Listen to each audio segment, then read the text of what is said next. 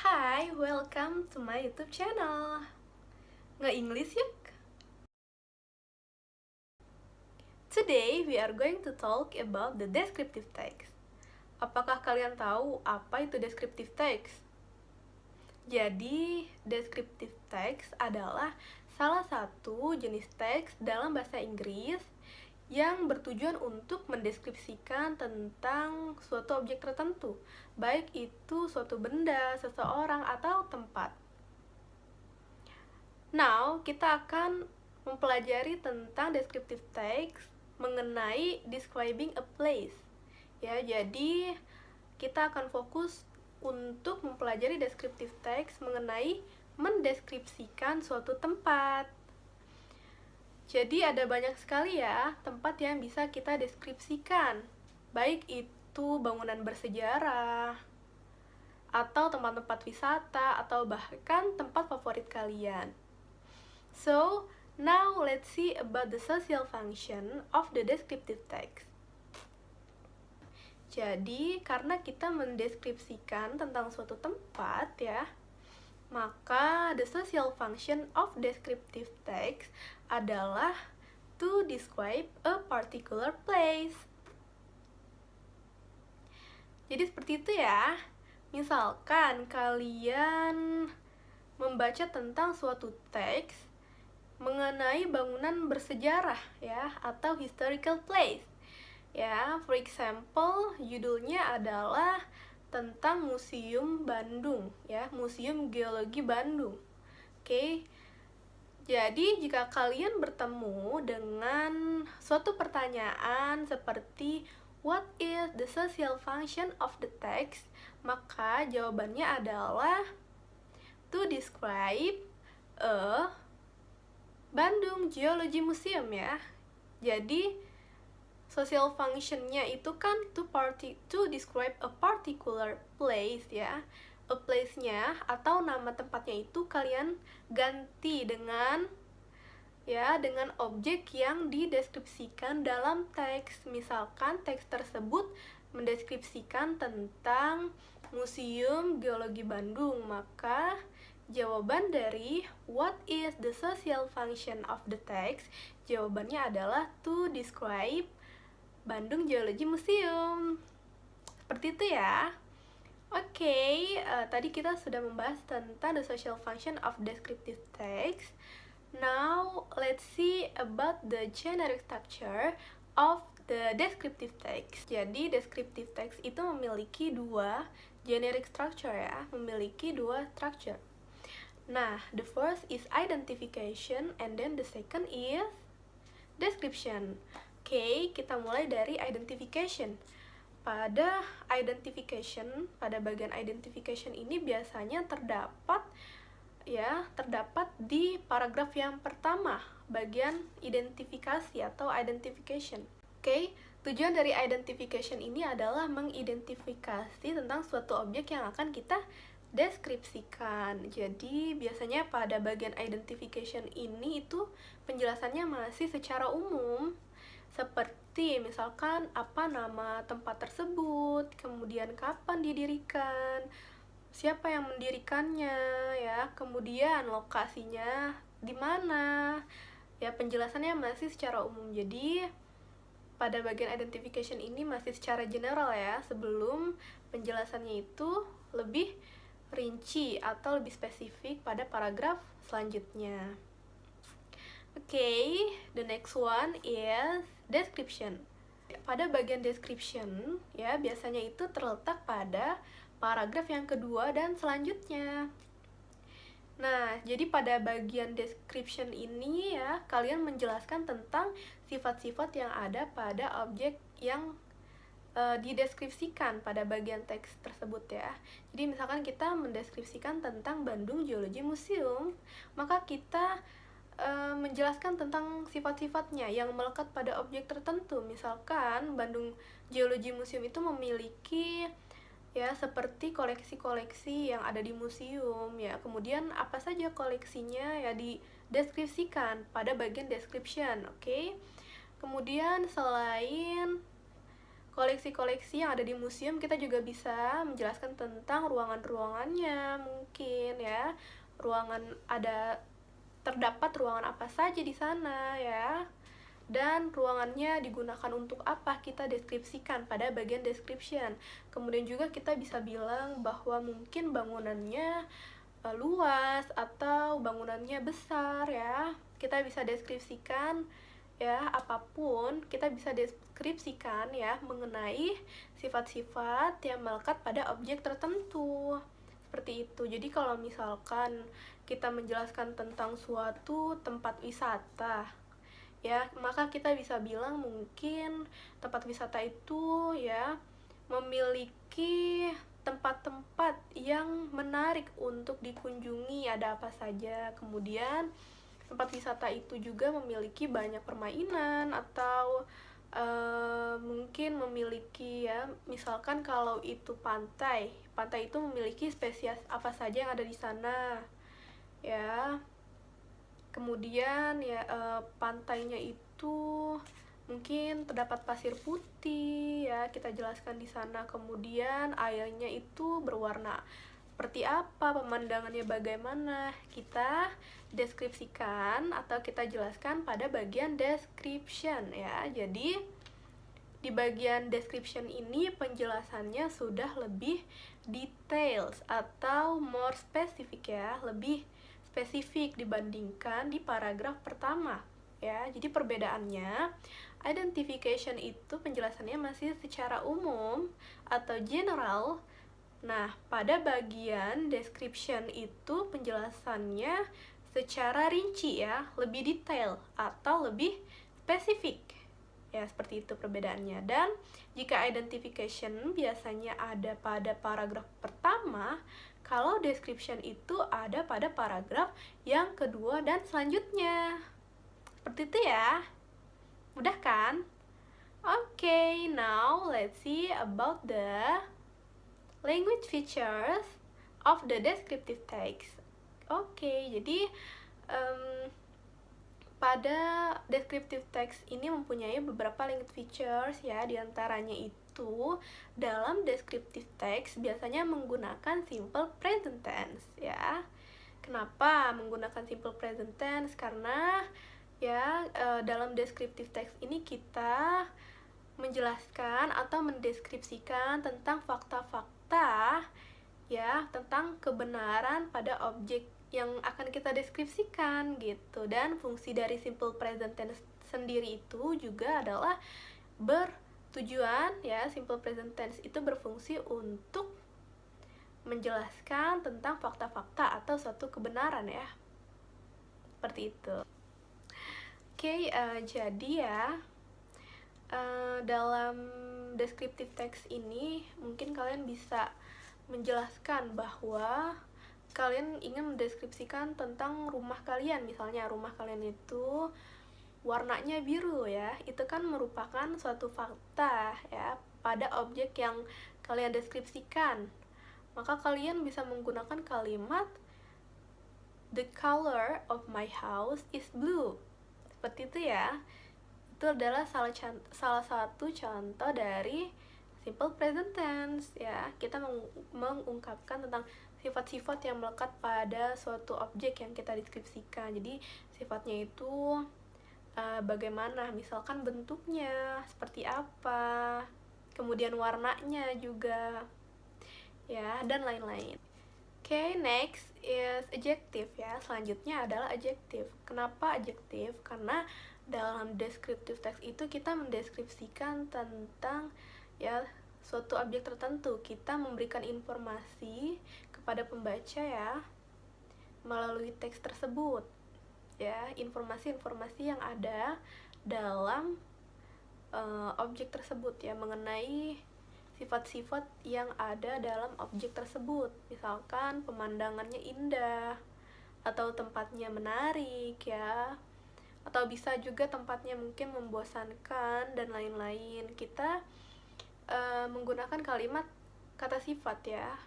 Kita akan banyak menjumpai adjektif dalam descriptive text.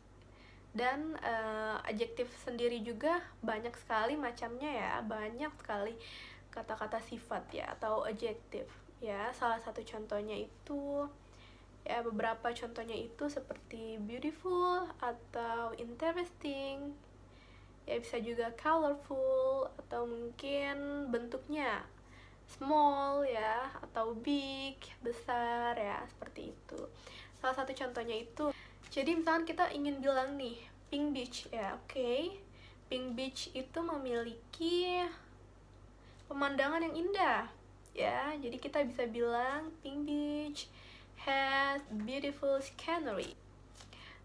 Mungkin kita bisa bilang bahwa di sana terdapat tempat yang menarik untuk dikunjungi. Jadi kita bisa bilang there are a lot of interesting place to visit ya. Jadi di sana ada banyak tempat yang menarik untuk dikunjungi ya di sekitar Pink Beach ya, around Pink Beach. Jadi di sekitar Pink Beach itu banyak juga tempat yang menarik, tempat wisatanya. Nah, bisa seperti itu contohnya. Itu hanya contoh saja.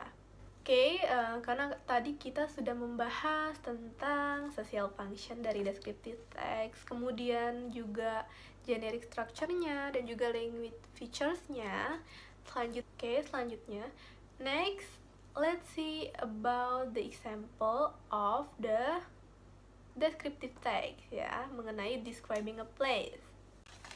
Now, let's see the example of the descriptive text. Jember Regency. Okay.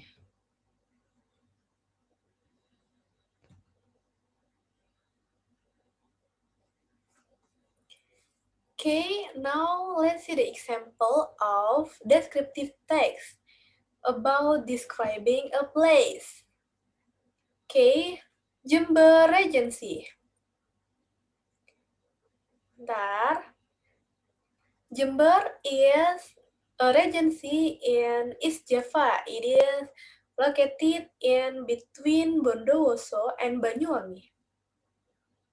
Banyuwangi is regency that is located at the easternmost end of Java Island before Bali Strait, so that we can know that Jember is near enough from Bali Island.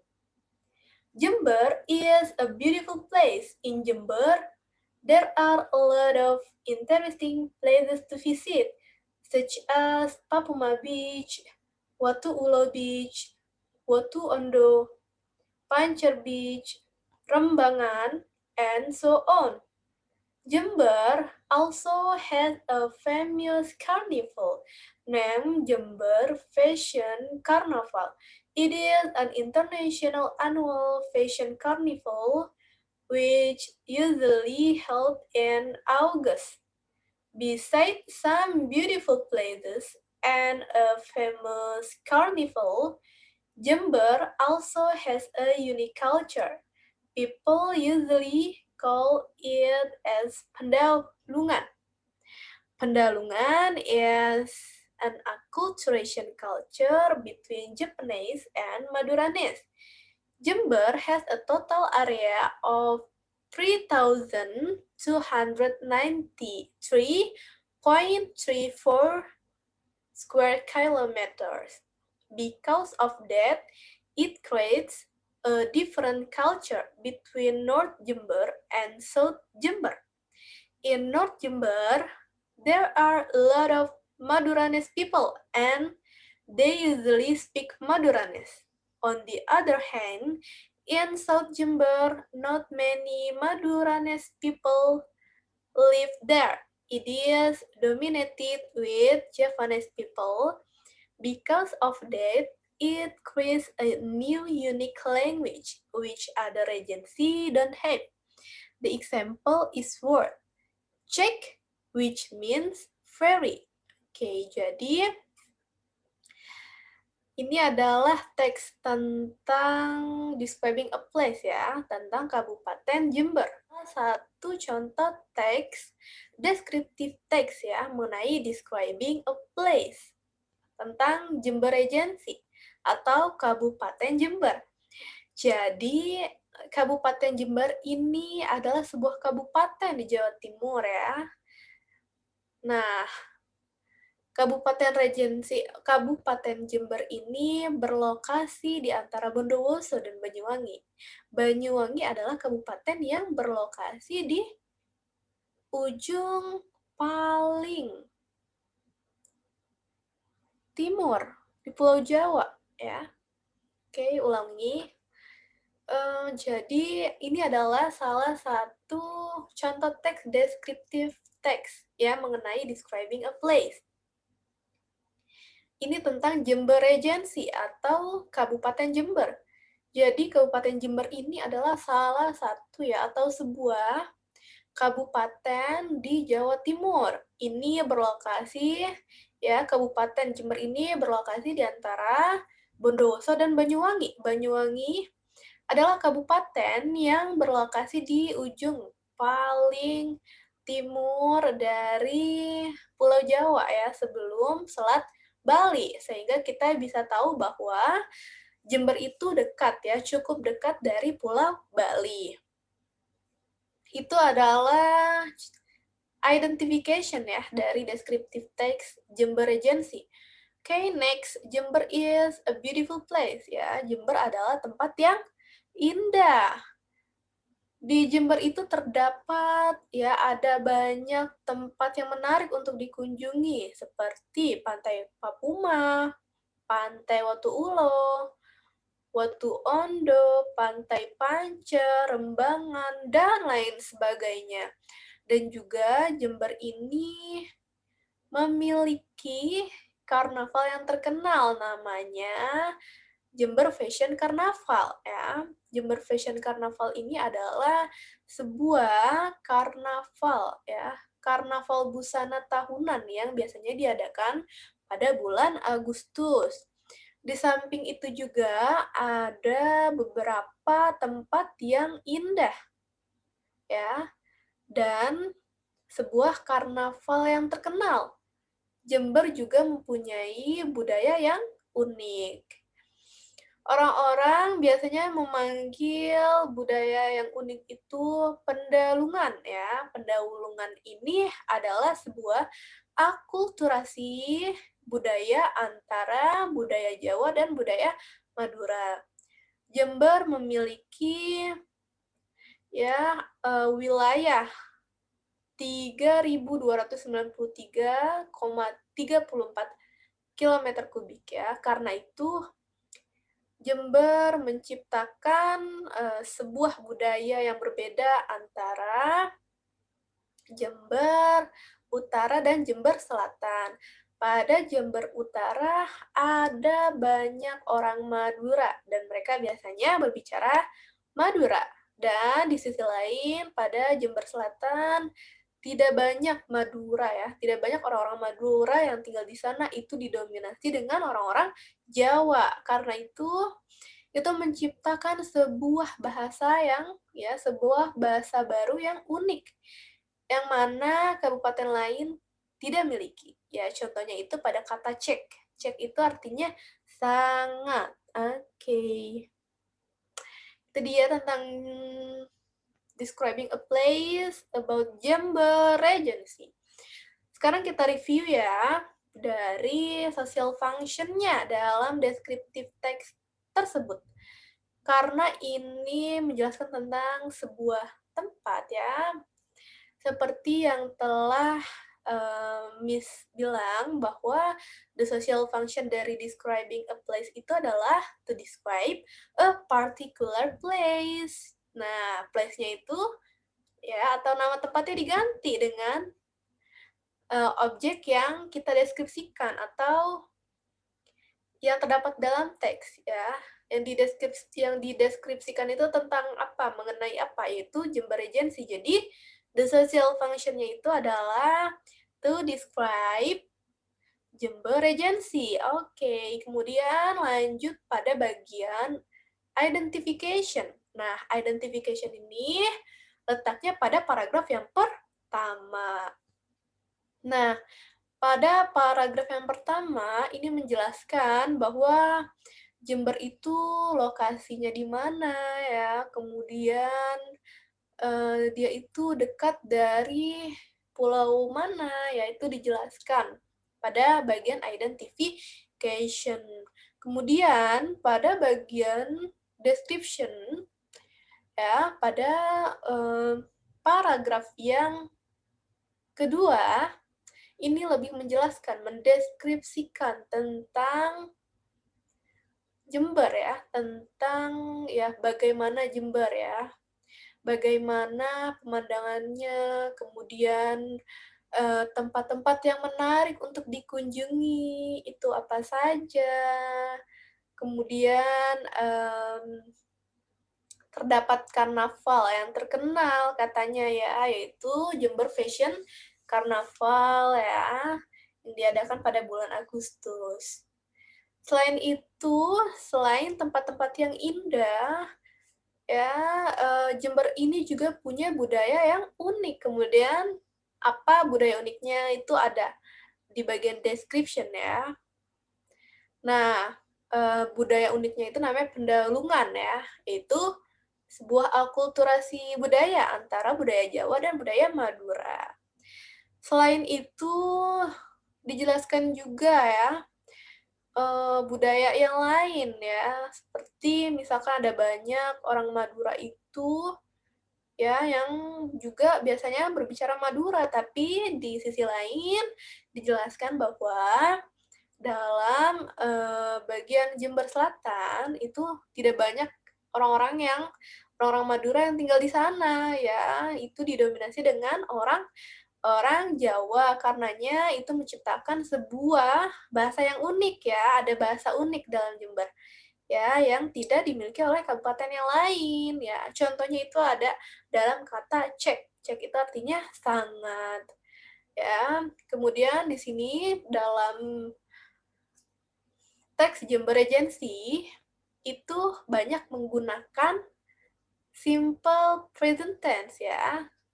Kan language features dari descriptive text itu salah satunya adalah menggunakan simple present tense, dan kebanyakan ya dalam teks ini menggunakan simple present tense. Kemudian menggunakan adjective juga untuk menjelaskan kata sifat dari tentang objek tersebut, seperti interesting place ya. Selain itu unique ya, unique culture ya. Jember also has a unique culture dan lain-lainnya. Itu salah satu contoh dari adjektif dari descriptive text.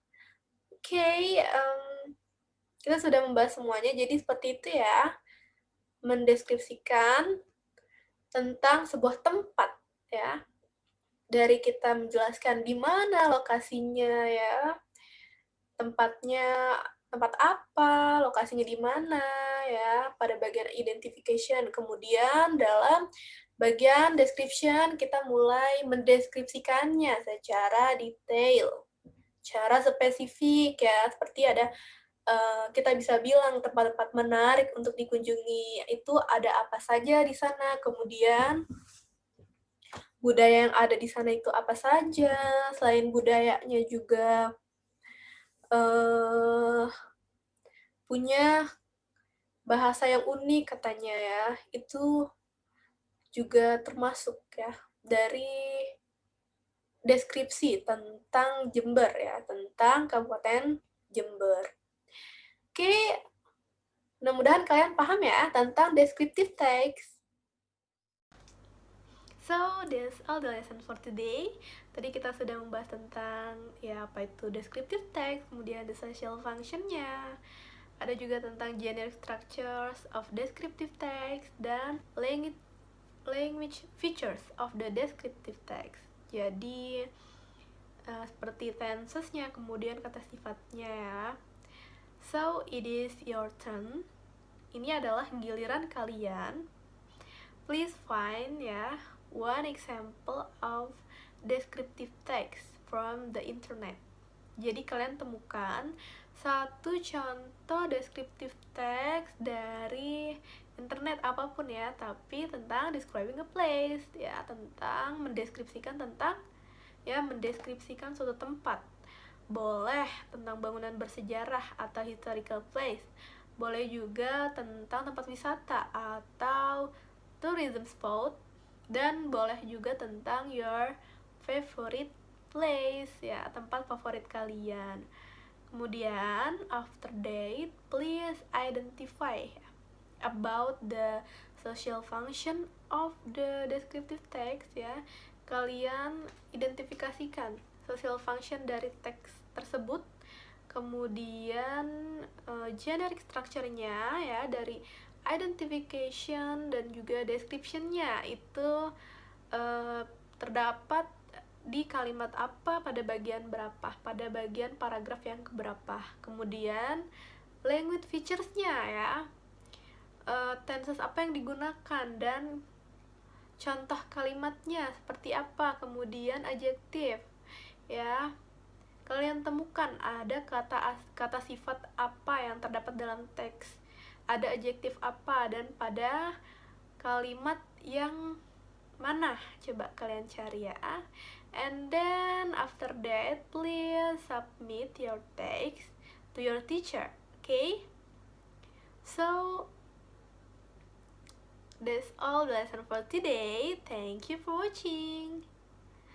Don't forget to like, comment, and subscribe this channel. Jangan lupa juga untuk share ke teman-teman kalian supaya videonya bermanfaat, dan juga